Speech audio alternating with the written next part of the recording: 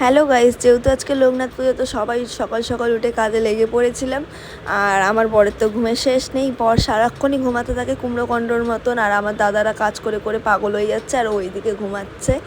মানে ওর তো আর কোনো কাজ নেই, ওই যে ঘুমিয়েই রয়েছে সারাক্ষণ। আর মা ওইদিকে হয়তো কোনো কাজ করছিল, তো দাদাও কাজ করছিল। আজকে যেহেতু লোকনাথ পুজো বলে কথা, বাড়িতে লোকনাথ পুজো হয়, তো তাই জন্য দাদারা সবজি কাটছিল ওইদিকে ভোগ করবে বলে। তো আর আমি এদিকে ময়দা মাখতে বসে পড়েছিলাম।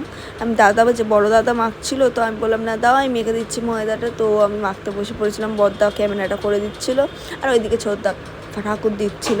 তো চলো দেখতে থাকো তোমরা ব্লগটা। ময়দাটা মেখে তারপরে আবার দেখা হচ্ছে তোমাদের সাথে। চলো দেখো কি করি।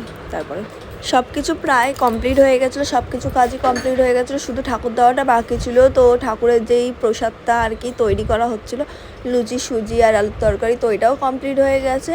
চলো তোমরা দেখতে থাকো, সবই দেখতে পাবে। আর দাদা এখন পুজো দেবে বলে ফল কেটে নিচ্ছিলো, ঠাকুরকে ফল দেবে বলে। আর এই যে ভোগ তৈরি হয়ে গেছিলো, তো এবার ঠাকুরকে খেতেও দিয়ে দিয়েছিলো। লুচি সুজি আর আলুর তরকারি দিয়ে দিয়েছিলো, আর ওপারে ফল ছিলই। এবার দাদা পুজো দেবে ঠাকুর। চলো দেখতে থাকো তোমরা ব্লগটা, সব কিছু দেখাবো।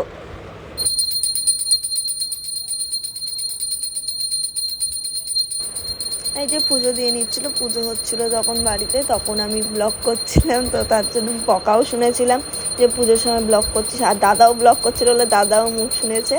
তো চলো দেখো, আবার পরে দেখাচ্ছি, নাহলে এবারে আরও কথা শুনবো। দেখাচ্ছি আমি আবার পরে। তো গাইস, ঠাকুরকে এখনো পুজো দিচ্ছে, চলো তোমরা দেখে নাও।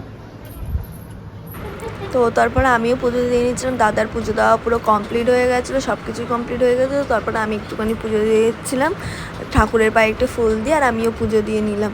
তো আমার বরকে ঘুম দিয়ে তুলে বললাম স্নান টান করে তুইও পুজোটা দিয়ে দে।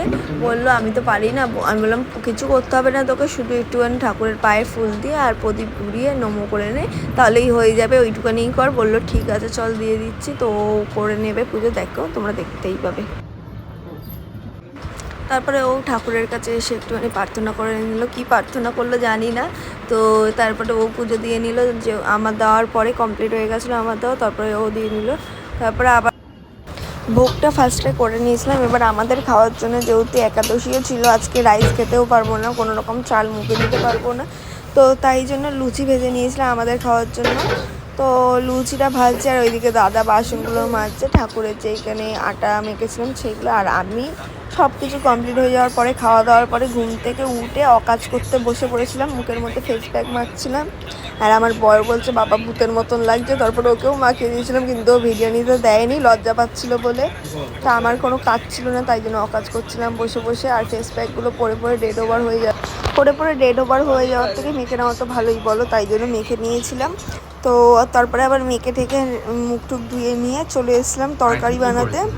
আর তরকারিটাও বানিয়ে নিচ্ছিলাম, তার আগে লুচি করা হয়ে গেছিলো। তখনও আর টাইম পাইনি, ও বই দেখছিলো বলে, খুব ব্যস্ত মানুষ, তাই জন্য আর ভিডিও করে দেয়নি আমাকে, বই দেখছিলো বলে লুচি করার সময়, তাই জন্য আর ভিডিওটাও নিতে পারেনি আমি এদিকে রান্না করছিলাম বলে আমি নিজেও নিতে পারিনি, তাই জন্য বরকে বলেছিলাম, বড় তো ব্যস্ত ছিল তাই বড় করে দেয়নি।